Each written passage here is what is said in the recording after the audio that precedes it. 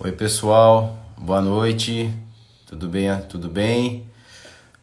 Eu sou o Thiago, sou o gerente geral do Instituto Magnus e hoje nós vamos ter aqui uma live muito especial para falar sobre educação para a inclusão, um olhar para a vida. O nosso convidado aí especial é o Beto Pereira, que é o presidente da Organização Nacional dos Cegos do Brasil. Representa aí mais de 90 instituições que trabalham aí nos direitos das pessoas com deficiência visual e em demais deficiências. E daqui a pouco o Beto já deve estar entrando. Enquanto o Beto não acessa, eu gostaria de me descrever. Eu tenho cabelo curto, castanho. A minha cor da minha pele é clara, olhos pretos. Eu estou com uma camiseta amarela, com o logo do Instituto Magnus e também com o logo do outro lado com o apoio da Fundação Banco do Brasil. O principal objetivo dessa live é a gente também divulgar para a sociedade a nossa parceria com a Fundação Banco do Brasil. Então, desde dezembro de 2019, a gente já vem com uma parceria com eles. Então, eles estão nos auxiliando, né, a ter mais recursos no Instituto para que a gente possa fazer um trabalho com ainda mais qualidade, com ainda mais excelência e bem-estar, né, dos nossos cães, que essa que é a nossa prioridade máxima aí do nosso trabalho. Enquanto o Beto não entra, eu vou falar um pouco do nosso trabalho, né? A Admax, só um minutinho pessoal, deixa eu ver se o Beto já entrou aqui.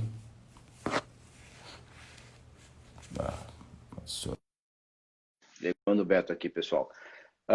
Falar um pouco da Admax.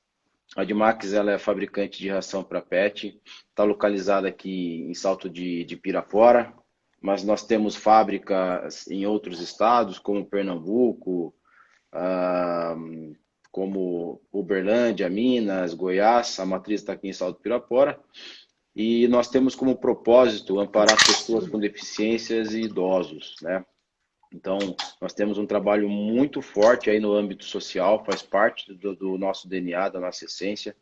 E para somar ainda mais, né, e para externar esse propósito, nós inauguramos o Instituto Magnus, que é o maior complexo social de cães-guias da América Latina. Então, é um braço de sustentabilidade do grupo e a gente, graças a Deus, vem conseguindo fazer um trabalho com muito profissionalismo, com muita seriedade, e gostaria que todos aí acessassem o nosso site, né, institutomagnus.org. Nós estamos aqui na região metropolitana de Sorocaba, então caso você conheça alguém que sonhe em ter um cão-guia, que seja uma pessoa deficiente visual, nós estamos aqui para ter essa oferta no Brasil que até então não tinha. Mas chegou agora a estrela da nossa live, Beto Pereira, presidente da Organização Nacional dos Cegos do Brasil. Junto com ele está o Terry, que é o cão-guia dele. Tudo bem, Beto? Como vocês estão? Ô, Thiago, tudo ótimo. Espero que você também esteja bem, todos aí do Instituto Magnus. Que prazer, que alegria. E a estrela não sou eu, não. A estrela é o Terry.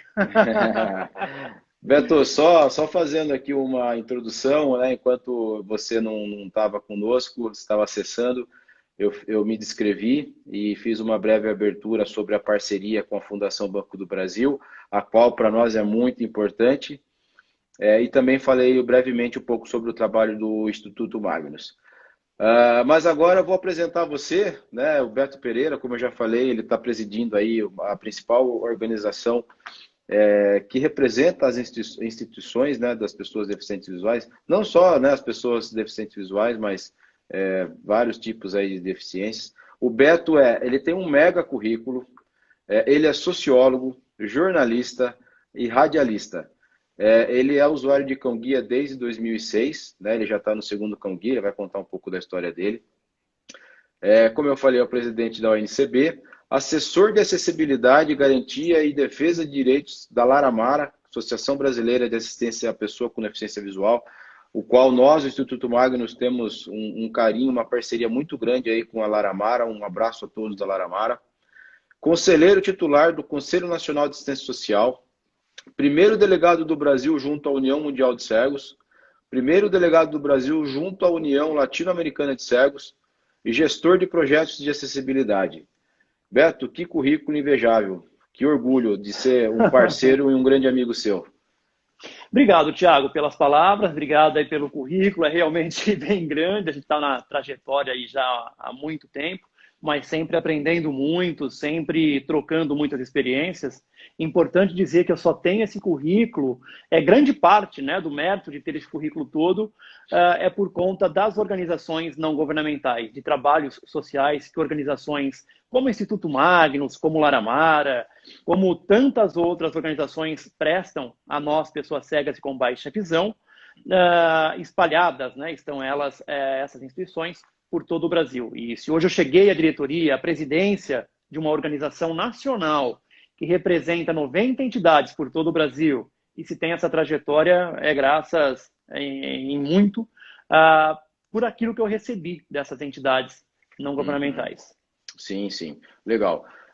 Beto, a gente, né, vamos fazer um bate-papo aqui sobre inclusão social, educação para a inclusão. E você, como tem grande experiência aí, né, como usuário de cão-guia, eu gostaria de saber, né, o que mudou na sua vida após a chegada do seu primeiro cão-guia e agora você já está com o segundo, né? Conta um pouco dessa sua experiência aí como usuário de cão-guia. Eu diria que foi um divisor de águas, Thiago. Era um sonho que eu tinha, eu achava que era um sonho muito distante por conta da minha dinâmica, da minha rotina de vida, que sempre foi muito agitada e é muito agitada. Eu comecei a trabalhar com comunicação muito cedo, com 16 anos também, e sempre viajando muito, sempre, enfim, a rotina não ter rotina, né? E eu tive acesso ao cão-guia por conta da novela América, da Rede Globo. Eu fui uma das pessoas que, em alguns momentos, subsidiaram os pesquisadores da novela.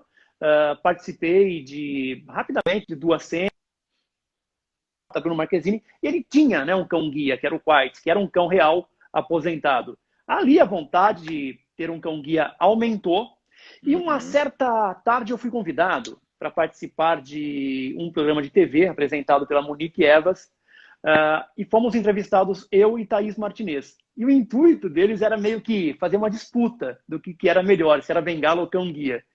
E no final a gente se convenceu, tanto eu como a Thaís, que não tira o brilho do outro, né? Mas que para mim e para algumas pessoas com deficiência, o cão-guia é a melhor alternativa quando ele dá mais autonomia, mais independência, agilidade no dia a dia. Então, em primeiro lugar, o direito de escolha, né, que ficou claro ali, mas em segundo lugar, o direito da pessoa com deficiência visual, cega e com baixa visão, ter respeitado o seu sonho. E muitos sonham em ter um cão-guia, muitos querem. E, infelizmente, poucos podem, ou melhor, poucos podiam, né? Porque hoje a gente tem um centro de excelência aqui no Brasil. Sim, com certeza. Mas mudou da água para o vinho. Respondendo essa pergunta, foi uma guinada radical. É o Beto antes dos cães e o Beto depois dos cães. Sim, sim. Realmente, muitos têm essa dúvida, né? Da diferença entre o cão-guia e a bengala. Qual seria a principal diferença aí, Beto, que você poderia nos colocar em relação ao cão e a bengala? Tá, vou falar muito da minha experiência pessoal. O cão-guia me dá mais autonomia, mais rapidez, maior segurança no caminhar, no ir e vir, né? Com a bengala, eu preciso tocar um obstáculo, tocar um poste, um buraco, entender que então existe a questão do toque, o tempo para tocar, para encontrar o obstáculo, identificar, fazer a leitura desse obstáculo que a bengala identificou e tomar a atitude de desviar, de saltar, enfim. Com o cão-guia, não. Você vai meio que no piloto automático, eu diria. Você não tem essa preocupação com o que está à frente, com as barreiras, com as pessoas vindo de encontro, né, vindo em sentido contrário, porque o cão ele vai, além de identificar, vai te afastar desse obstáculo e tomar uma decisão para você e com você. Então, é outro barato, é outro lance, assim, Sim. Ligar o piloto automático, caminhar sem pensar tanto, sem ter que ter tanta atenção para as barreiras tantas que existem, né? Sim, com certeza. Beto, só vou fazer um parênteses aqui. Como eu falei inicialmente da nossa parceria com a Fundação Banco do Brasil, é uma forma de todos aí conhecer um pouco mais desse trabalho em conjunto com eles. Entra no site doar.fbb.org.br. Lá vocês vão ter um pouco do histórico aí sobre o trabalho em parceria que nós estamos construindo junto, tá? Beto, vamos na próxima pergunta aqui. Em relação ao treinamento, né, quando você fez os dois treinamentos aí com seus cães guias, como que foi essa adaptação? Realmente, a gente percebe aqui no Instituto que tem que ter muita dedicação, tem que se entregar, e não adianta, mesmo que a reposição, né, que não é um usuário novo, o desafio também existe. Como que é essa experiência? Eu diria que a reposição, o desafio, acho que é maior se bobear, viu? No meu caso, pelo menos foi. Bom, você ter toda uma forma de andar, de ir e vir, da mobilidade cotidiana, né? No dia a dia, e com a bengala, com essa técnica toda de ter que encontrar o obstáculo, sentir o obstáculo, identificar o obstáculo, desviar do obstáculo. Ok, então você tem ali, você está, entre aspas, treinado, né? Para usar a bengala. Aí, de Sim. repente, você deixa a bengala e tem, né, um outro modo de acessar, de fazer a leitura do ambiente, de ser guiado. Uma insegurança muito grande. No começo, assim, a minha história, eu nos Estados Unidos, a gente foi fazer das primeiras caminhadas, foi numa noite com menos 5 graus e muita neve. Então, além da adaptação de deixar a bengala para um cão-guia, imagina, né? O rapaz que saiu de Jundiaí, foi lá para os Estados Unidos, menos 5 graus, neve, não dava para separar o que era rua, o que era calçado, o que era grama. Larguei a bengala e o cão, e eu andava, Thiago, com uma mão no cão e outro braço aqui na frente, ó, na posição do rosto, porque eu tinha certeza que eu ia encontrar um poste na minha frente. E olha, desde 2006 eu nunca encontrei. Estou procurando esse poste até hoje. Então foi uma mudança muito radical, assim, para mim foi muito positiva. Sim, e assim, né, Beto, muitas pessoas vão interagir com o cão, né, enquanto ele está com equipamento, com arreio, e aí a gente tem que falar, não pode, e assim as pessoas têm dúvida, né? Mas assim, por que que as pessoas não podem tocar no cão enquanto ele está com arreio, enquanto ele está em trabalho? Qual que é a importância desse aspecto, Beto, você como usuário? Sabe que me ocorreu uma coisa agora que nunca tinha me ocorrido? Você pode Hum, fazer cócegas em um motorista enquanto ele dirige? claro que não. Então, me ocorreu agora, não foi ensaiado, sério, foi um Sim, sim, insight. Então é sim. mais ou menos isso, né? Você oferecer uma comida para um cão, por mais treinado que ele seja, ou brincar, ou fazer carinho, ou assoviar, ou aquela coisa assim, às vezes a pessoa não toca, mas ela tá assim, ó. Ai, que bonitinho! Você é muito lindo! E assoviando, e balançando a mão, e chamando. Então, assim, atrapalha muito, porque o cão sai do foco dele, Sim, né? sim, Por sim. mais treinado que ele seja, tem alguém ali oferecendo uma coisa para ele que é legal. É uma brincadeira, uma forma de chamar atenção. E aí, meu caro, pode ter na frente um buraco, né? E a pessoa com deficiência e o cão se acidentarem. Pode ter uma escada rolante que acaba, né? De ali no chegar ao final e o cão distraído se esquece de sair da escada rolante e prende a Uhum, pata nessa escada rolante. Eu posso estar próximo entrar em um metrô, né, e alguém fazendo dessa distração, o cão esquecer que ali tem um trilho e gerar um incidente. Pode ter um uhum, poste na nossa frente e aí sim eu achar o poste. Então, na verdade, distrair um cão é muito ruim para o cão e muito uhum, ruim também para a pessoa com deficiência. Eu sempre falo, Thiago, pergunta. Pergunta se sim, pode.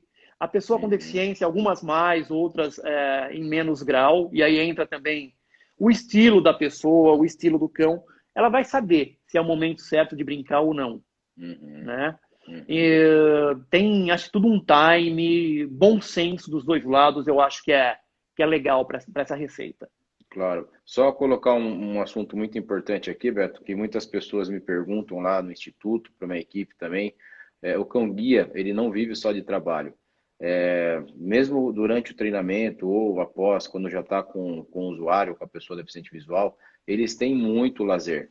E eu sempre brinco durante as minhas apresentações e intervenções que se eu tiver a oportunidade de ter uma outra vida, eu quero ser um cão do Instituto Magnus, porque nós oferecemos tudo que tem de melhor para os cães, né? E mesmo após a doação do cão, a gente faz esse acompanhamento com os nossos usuários e a gente sempre preza pela saúde e bem-estar desses cães, né? Que são pilares aí primordiais para o nosso negócio. Beto, para falar um pouco de legislação, eu sei que você é uma pessoa muito envolvida, né, com leis, enfim, né, com todo desenvolvimento, construção dos direitos das pessoas com deficiência no nosso país, até América Latina, posso afirmar, que eu acompanho a sua história há algum tempo. Falar um pouco dessa lei de acesso e a permanência do cão-guia em locais públicos e privados. Fazer uma colocação sobre esse assunto, Beto. Hoje ela está garantida, né, Tiago, na Lei Brasileira de Inclusão da Pessoa com Deficiência, que o cão-guia pode acessar qualquer local público ou privado de uso coletivo. Hoje ela consta, né, esse direito consta na LBI, é válido para todo o Brasil, e aí entenda-se, né, táxi, ônibus, metrô, trem, avião, pode entrar em um hotel, pode entrar em um açougue, mercado, em uma consulta médica, onde não pode, apenas onde são usados aventais, proteção individual, como aventais, manipulação de medicamentos, enfim, nesses lugares mais restritos, né? Melhorou muito. Eu, quando cheguei ao Brasil, por exemplo, uma empresa de ônibus cobrou a passagem do meu cão-guia antigo, do amarelo, tinha um labrador amarelo, que era o Simon. Exato, e assim, foi muito, além da cobrança em si, que já é um absurdo, tem toda uma... Hoje seria discriminação, né? Hoje a LB, inclusive, fala sobre isso. Mas taxistas que se recusavam, e ainda a gente encontra, né, alguns taxistas ou motoristas de aplicativos que são onde dá mais problema, mas assim, melhorou muito por conta da legislação, por conta da informação e por conta desse trabalho que vocês, o Instituto Magnus, fazem no Brasil hoje com primazia, de informar, de ir até as escolas, de movimentar as redes sociais, de além, né, de dar toda essa vida digna, essa vida saudável para o cão, essa vida de respeito, esse tratamento, né? Porque eles não trabalham para a gente, eles são parceiros, né? Eles nos auxiliam, eles curtem, eles vivem com a gente o dia a dia. Não existe uma relação dono e objeto. É uma relação de carinho, de amor, de vínculo, de confiança. E o bem-estar do cão significa o bem-estar do dono, do tutor ou do usuário cego, né? E o que vocês fazem, tanto para os cães, com esse respeito aos animais, como também nesse sentido de esclarecer a sociedade, é algo fundamental. Eu fico muito feliz, você falou da minha trajetória na América Latina, fora do Brasil, enfim, no âmbito internacional, de dizer que nós temos hoje, né, um centro de cão-guia que não deixa nada a desejar para os grandes centros de cães-guias de outros países. Sim, realmente, para quem está nos acompanhando, cão-guia era uma oferta que não tinha aqui no Brasil nem na América Latina, né, dessa amplitude, e realmente o Instituto Magnus veio para mudar essa realidade, e hoje nós já temos aí 20 cães-guias em atividade, né, 20 cães-guias doados. Tudo que eu vou falar sobre o Instituto Magnus é um trabalho social, né, tudo doado, não é cobrado, né, de ninguém, então a gente se orgulha muito disso aí.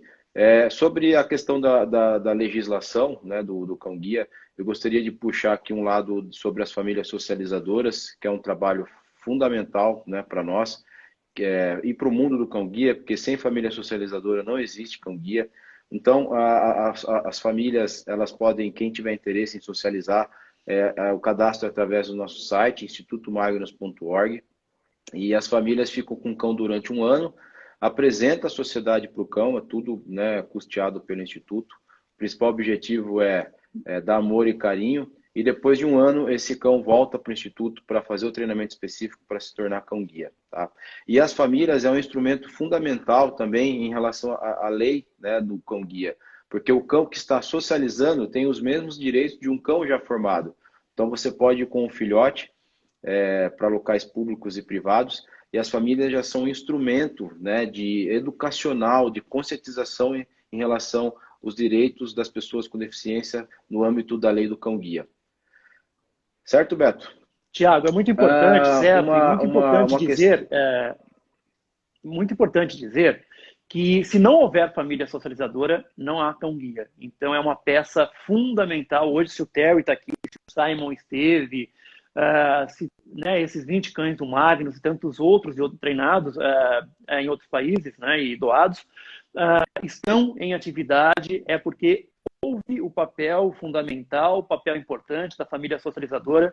Ano passado eu tive, esse ano, por conta da pandemia, vocês não fizeram, mas ano passado eu estive aí na semana, no Dia Internacional do Cão Guia, foi em Isso, última semana de abril. mães,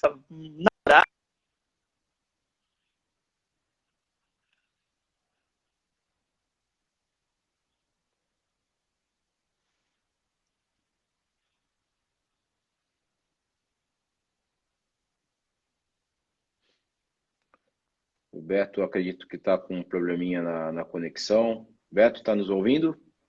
voltei, Thiago, voltei. Tá bom, legal.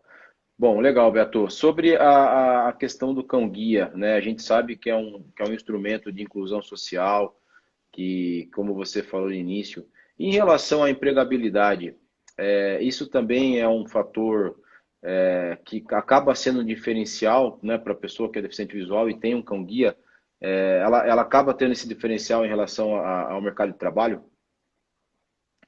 Veja, o cão-guia ele facilita o ir e vir da pessoa com deficiência visual, da pessoa cega e com baixa visão. E ao facilitar o ir e vir, né, ao contar com esse recurso que ela deseje, que ela quer para chegar até o seu trabalho, nós estamos falando de qualidade de vida também, de autoestima, né, de pessoas que conseguiram buscar o seu sonho, seus objetivos, né, de ter um cão para, na sua mobilidade, levar maior qualidade de vida. Então, certamente influencia em muitas questões sociais, como também no mercado de trabalho, Tiago, sem dúvida. É algo que faz, sim, na vida daquela pessoa que busca, que quer esse recurso, que quer esse companheiro, diferença, e faz, assim, e dá um up, um, alavanca mesmo a autoestima, a vida profissional, enfim, aquilo que eu te falei, no meu caso também veio, depois que eu consegui o Simon, tive inclusive um crescimento profissional também muito, assim, bem considerável por conta desses fatores, maior mobilidade, mais autoestima, porque era uma coisa que eu busquei, que eu fui atrás, que eu quis, e assim, a questão de aproximação das outras pessoas também, né? Uhum. Com certeza, com certeza. Ah, como que você, assim, qual que é o seu ponto de vista, Beto, em relação à inserção da pessoa com deficiência, não só visual, perante a sociedade, e de que forma as escolas, né, a questão educacional pode interferir, pode auxiliar nesse processo tão importante, né? Uhum. Bom, primeiro, a infância e a adolescência são janelas muito curtas, né? A fase adulta dura 30, 40 anos, a fase idosa também, 20, 30. Uma criança, né, a infância é curta, a adolescência é curta e o acesso à educação é algo de fundamental importância. Uma educação de qualidade. Isso nós temos um problema em muitos países, inclusive no Brasil. Quando se fala em pessoa com deficiência, essas dificuldades aumentam mais ainda. Quando se fala em escola que realmente esteja preparada, também essa dificuldade ainda fica maior. Mas é o que a gente acredita, né? Que a pessoa com deficiência deve frequentar o mesmo espaço de outras pessoas sem deficiência, de outras crianças sem deficiência. Mas é fundamental que esses espaços estejam preparados com seu corpo de docentes, com seus pedagogos, com seus prédios adaptados, e muitas vezes não estão. E aí quem faz novamente um papel fundamental nesse suporte, nessa conscientização, nesse diálogo com esses estabelecimentos, são dois sujeitos. A família, que é fundamental, e também, novamente, as organizações não governamentais. Por isso que sempre a gente fala, apoiar, quando você apoia uma organização não governamental, sendo voluntário, fazendo uma doação, publicando, curtindo uma publicação nas redes sociais, você está contribuindo, né? A pessoa contribui para uma sociedade mais justa, mais inclusiva. Com certeza. Beto, uma questão que muitas pessoas me perguntam, né, e é natural nesse mundo que nós vivemos, em relação ao Braille, né? É uma linguagem universal, né, para as pessoas que têm deficiência visual. Mas eu tenho percebido, e você vai falar com mais propriedade, com essa tecnologia, o Braille ele está sendo utilizado de uma não com aquela relevância de antigamente, né, diante das questões aí digitais, mas mesmo assim ele tem a sua importância, né? Ele nunca vai deixar de existir. Sim, porque é o sistema de escrita e leitura para pessoa cega, não é? Com deficiência visual, especificamente cega, é o primeiro sistema que foi criado. E foi criado também por um cego, uma pessoa cega. E aí, por mais que as tecnologias estejam aumentando, né, presentes, uma pessoa que enxerga dificilmente vai ter ali uma caneta por perto, né? Então, o Braille é isso, é a caneta, é o caderno, é o de anotações, e é o direito da pessoa querer usar, né? Porque muitas pessoas querem ter o livro em Braille, mesmo tendo o livro digital. No processo de alfabetização de uma criança cega, o Braille é indispensável. Um computador, ainda um sistema eletrônico, não consegue dar conta de alfabetizar uma criança de um modo amplo e restrito, como o Braille consegue. É lógico, eu leio pelo menos 4, 5 livros por mês. Ter esses livros em Braille, para mim, no momento, seria mais difícil, né? Então, eu leio digital. Hoje eu tenho a possibilidade de acessar uma Amazon, um Kindle e fazer a leitura de um livro digital. Mas muitas pessoas, mesmo adultas, não querem, né, deixar de ler o Braille. Inclusive, tem equipamentos também eletrônicos, equipamentos super modernos, que você conecta no computador, conecta no iPhone, no smartphone, e ele transforma o que está na tela também em Braille. Legal. Beto, Então é o todas direito de as... escolha, né? Sim, sim, com certeza. A tecnologia aí veio para somar, né, com Exato. várias frentes aí. Então, não, toda pessoa deficiente visual, ela sabe o Braille ou não? Ela tem que desenvolver, tem que aprender? Como que é? Todos utilizam o Braille ou não está mais usando? Não, existem pessoas cegas que perderam a visão na fase adulta, muitas delas Uhum, não aprenderam o Braille, isso é uma realidade. tá. As crianças, as pessoas que nascem, geralmente, em regra, né, quando elas são alfabetizadas, elas vão aprender o Braille. Por exemplo, para alguém que perde a visão aos 60, 50, 60 anos, muitas vezes não quer aprender, já passou pelo processo, né, de educacional, então às vezes acaba não entrando, né, não necessitando ou querendo aprender esse sistema. Uhum. Mas para uma criança, para um adolescente, é fundamental. Mas a sua Eu, pergunta, existem sim pessoas cegas que não sabem Braille. eu tive contato com algumas e que ficaram, né, cegas há pouco tempo e que quando acaba, né, tendo algum problema na visão, assim, depois da vida adulta, tem uma aceitação muito difícil, né, Beto? Você deve conhecer alguma dessas pessoas E e além da que aceitação, a necessidade. Às vezes não tem necessidade, né? e que não sabia o Braille, mas que ia buscar desenvolver, aprender com o passar do tempo, né, que é uma coisa natural.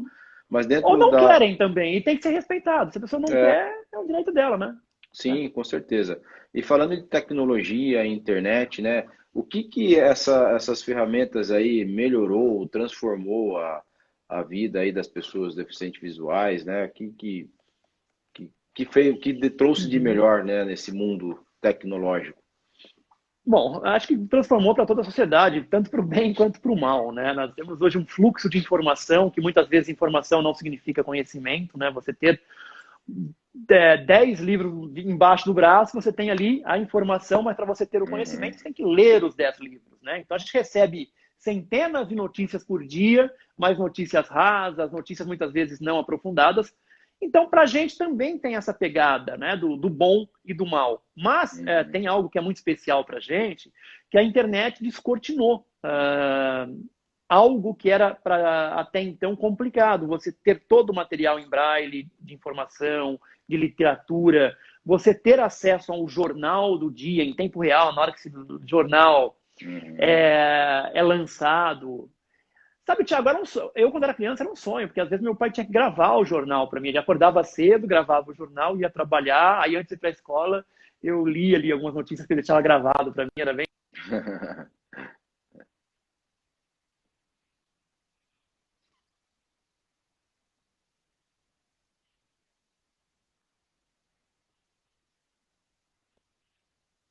a gente trocar informações, de exercermos o protagonismo. O que é o protagonismo? Nós falando por nós mesmos. O protagonismo é muito falado na Convenção sobre os Direitos das Pessoas com Deficiência.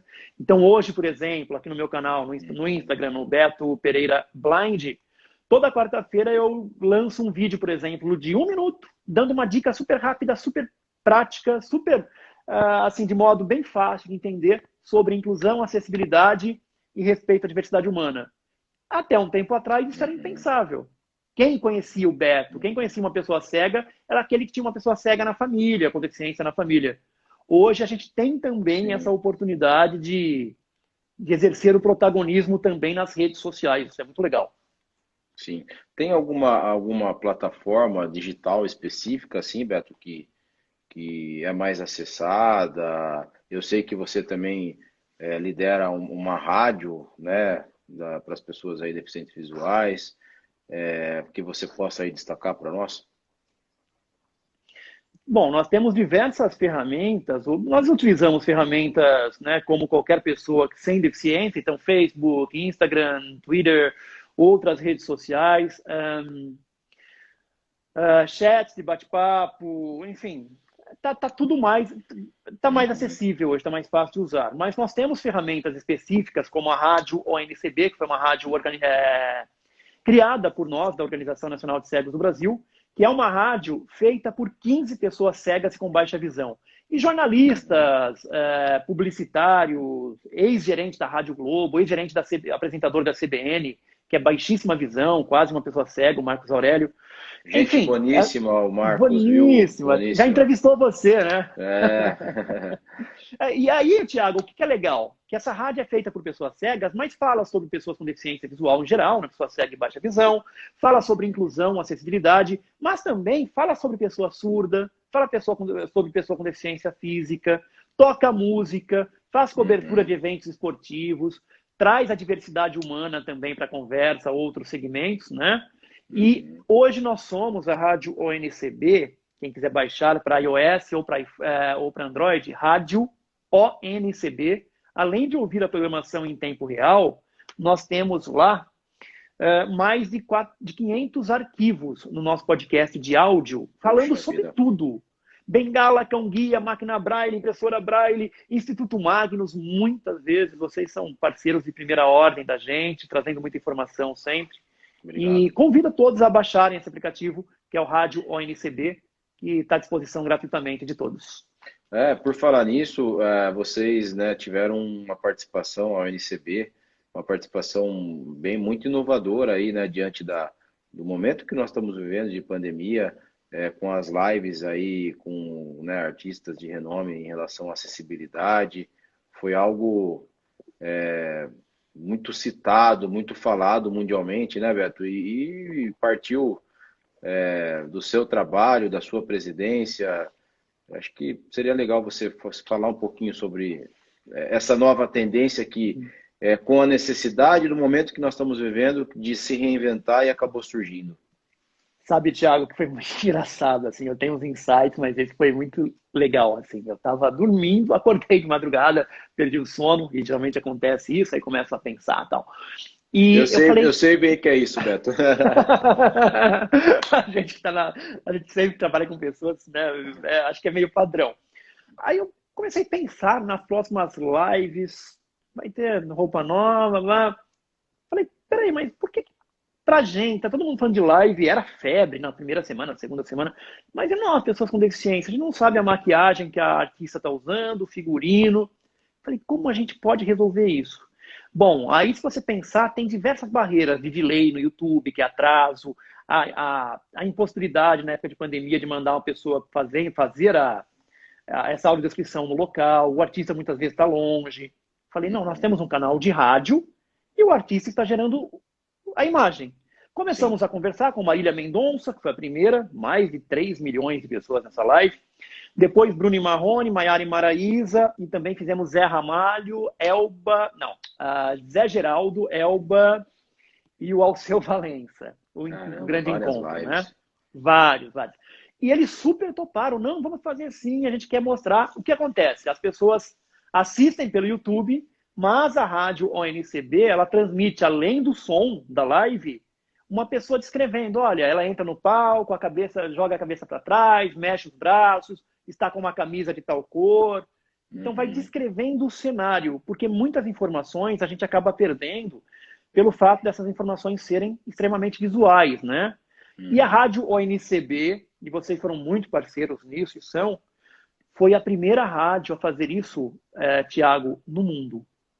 Não tem Poxa vida. outras experiências no mundo. E isso pra gente é alegria e orgulho, assim, e orgulho no sentido positivo, sabe, do termo. Isso é um Faz case de diferença. sucesso mundial, né, Beto? Exatamente, exatamente. É muito legal. Bacana. Beto, é um assunto aí que sempre está em pauta, né, diante do mundo que nós vivemos, do cenário aí de entidades e pessoas com deficiência. Queria que você comentasse um pouco sobre tecnologia assistiva, né? Como que está esse assunto aqui no nosso país, no nosso estado, né? Diante desses tempos difíceis aí que nós estamos vivendo, com muito foco aí para a área da saúde.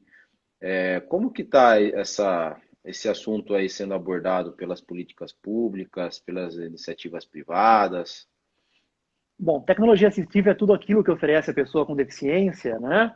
Acesso a um sentido, a uma parte do corpo que ela não tem. Por exemplo, uma cadeira de rodas é uma tecnologia assistiva. Uma bengala é uma tecnologia assistiva. Um aparelho de audição é uma tecnologia, um recurso de tecnologia assistiva. Infelizmente, Tiago, a gente vive num país onde muitas pessoas não têm condições de comprar uma bengala de 80, 100 reais, né? Então, existe muito a necessidade do Estado brasileiro, e eu não estou falando de partido, mas de Estado, né? O Brasil, o Estado brasileiro, o município, enfim, os políticos, independente do partido, quando estiverem à frente, né, de uma cidade, de um Estado, ou no legislativo, ou no executivo, que pensem nesse segmento de pessoas com deficiência. Porque uma tecnologia assistiva, um recurso como esse, Tiago, pode ser a Sim, diferença entre viver e não viver. com Né? certeza, com certeza. É algo que muitas pessoas ainda têm dificuldade de acessar e um país, em uma sociedade de fato inclusiva, nenhuma pessoa poderia ficar sem aquela tecnologia que ela necessite ou aquele recurso que ela quer. Então, toda vez que eu ouço alguém falar assim, eu quero, por exemplo, tudo bem que não é uma tecnologia no sentido tecnológico, mas é um recurso que traz inclusão, o cão-guia. E a pessoa às vezes fica 10, 15 anos, acaba desistindo e não tem. É algo que me incomoda muito. Porque se ela quer Sim. aquele recurso, se ela deseja, o Estado brasileiro, as parcerias entre empresas e ONGs deveriam se unir e possibilitar. Porque não é um luxo, né? É uma necessidade, é um desejo, é qualidade de vida e é aquilo que eu te falei. Pode significar a diferença entre viver e não viver. Se uma pessoa não com deficiência visual, cega, por exemplo, ou baixa visão, necessita de uma bengala, não tem, vai andar sem essa bengala, se acidenta e cai, ela pode ter um acidente fatal por não ter a tecnologia que ela necessitava. Uma pessoa que não possui uma cadeira de rodas adequada e se acidenta, ela se acidentou muitas vezes por conta de não contar com a tecnologia adequada. É algo muito sério, né? As pessoas precisariam ter um pouquinho mais de atenção para com esse assunto. Falando de tecnologia assistiva, não tem como a gente não falar de cão-guia, né? No Brasil aí nós temos aproximadamente 6 milhões e meio de pessoas com algum tipo de deficiência visual e não mais do que 200 cães-guias em atividade no Brasil, né? Então é uma estatística triste, né? E hoje, para você ter ideia, Beto, nós temos aí quase 500 pessoas na fila de espera do Instituto Magnus para ter um cão-guia. E assim, e a gente treinar e doar cães-guias aí com excelência, com qualidade, demanda tempo, investimento, né? Então, é algo gradativo. Hoje nós estamos, a nossa capacidade como Instituto Magnus é treinar 60 cães-guias por ano, né? Doar 60 cães-guias por ano. Mas nós não estamos nem 2 anos em atividade, então tudo é um processo, né? E nós não estamos preocupados com quantidade, e sim pela a qualidade dos cães que a gente está doando, que é o principal. Beto, eu gostaria só de reforçar, né, a nossa parceria com a Fundação Banco do Brasil, que é o que motivou, né, essa live aqui entre nós, Instituto Magnus, ONCB, Beto Pereira e Thiago. A Fundação Banco do Brasil está nos auxiliando, que tem um trabalho incrível no âmbito social e chegou agora para somar, né, junto com o treinamento de cães-guias, que visa a inclusão social. Então, agradeço em nome do Instituto Magnus, da nossa diretoria, agradeço, né, essa parceria. Caso você que está nos assistindo tenha interesse de conhecer um pouco mais sobre esse trabalho em conjunto, o site doar.fbb.org.br, tá? Tem lá maiores detalhes. Beto, gostaria de te agradecer pela disponibilidade, pelo tempo. Você é uma pessoa o qual eu tenho um carinho especial, tenho uma grande admiração. Então, caso você queira fazer um fechamento, fique à vontade, mas de antemão eu já agradeço pela participação. Saiba que o Instituto Magnus, o Grupo Admax está sempre de portas abertas à disposição do seu trabalho. Se o Beto está à frente do trabalho, tenha certeza que é um trabalho sério. Obrigado, Thiago. Obrigado pelas suas palavras. Quero dizer que eu tenho muito orgulho, né, de hoje visitar outros países, de falar sobre o tema cão-guia e dizer da estrutura que o Instituto Magnus tem, da seriedade do trabalho que o Instituto faz. E estive várias vezes com vocês e sou apaixonado pela estrutura que vocês têm. Não é só a estrutura física, é a estrutura humana. São pessoas comprometidas com o que fazem e fazendo com excelência, porque não basta fazer, né? Oferecer um auxílio, um recurso de acessibilidade para a pessoa com deficiência não é brincadeira, é coisa séria. Como eu disse também, pode fazer a diferença entre, né, o acidente ou não acidente, viver ou não viver. Então tem que se fazer com todo cuidado, com todo respeito, colocando pessoas com deficiência no centro da discussão, como vocês fazem, ouvindo, chamando para conversar, dialogando. Vocês não falam por ninguém, vocês falam com as pessoas com deficiência, nos trazendo para esse diálogo. Isso é parceria, isso é protagonismo, realmente. Quero dizer que, em nome da ONCB, conte sempre também com a gente, o Instituto pode contar com a gente. Você, Thiago Teba Pereira, eu, Beto Pereira, a gente não é parente. Nos tornamos grandes amigos há 2 anos, nos respeitamos muito. Já perguntaram, vocês são parentes? Não, pessoal. Você sabe, Beto, que eu divulguei a live, né, para pessoas, né, e várias pessoas, porque o meu pai chama Beto Pereira, Roberto Guimarães Pereira, né, e aí o pessoal brincou, você vai fazer a live com seu pai e tal? Não, é o Beto. O pai ou com o irmão mais novo, mais velho, não sei. Tiago, eu queria, por fim, dizer que a Fundação Banco do Brasil, quando apoia um trabalho como esse, está apoiando um trabalho de extrema relevância, um trabalho muito sério, pelo que vocês fazem no Instituto Magnus, para o município, para o território, né, para a sociedade aí da região, recebendo a comunidade, indo até a comunidade, fazendo um trabalho legítimo, um trabalho raiz de assistência social, o trabalho de uma organização séria e a Fundação, quando vem agregar valor, apoiar esse projeto, ela não está apoiando o Instituto Magnus, ela está apoiando uma sociedade mais justa, mais inclusiva e que faz um trabalho de excelência para a pessoa cega e com baixa visão do nosso país. Então, para nós da UNCB, para mim, Beto Pereira em especial, enquanto pessoa cega que utiliza cão-guia, é uma honra participar com você aqui hoje e queria mais uma vez agradecer à Fundação Banco do Brasil por esse apoio que vai contribuir, já está contribuindo, para com a qualidade de vida de centenas e milhares de pessoas cegas e com baixa visão do nosso país. Tiago, conte sempre com a gente. Obrigado, Beto. Também gostaria de agradecer a todos, né, que estão acompanhando a live aqui conosco. E o Instituto Magnus está à disposição da sociedade. Caso alguém queira conhecer um pouco mais do nosso trabalho, é o site institutomagnus.org. Lá tem um e-mail de contato, tem todas as informações do nosso trabalho. Então, obrigado, Beto. Obrigado a todos. Um forte abraço. Uma boa noite. E nós estamos à disposição. Até mais. Obrigado, vou dar comida para o Terry agora e já entrar em outra live daqui a pouquinho às 7 da noite. Businessman, né? Um abraço. Obrigado, Beto. Com certeza. Tchau, tchau. Tchau, tchau. Tchau, tchau.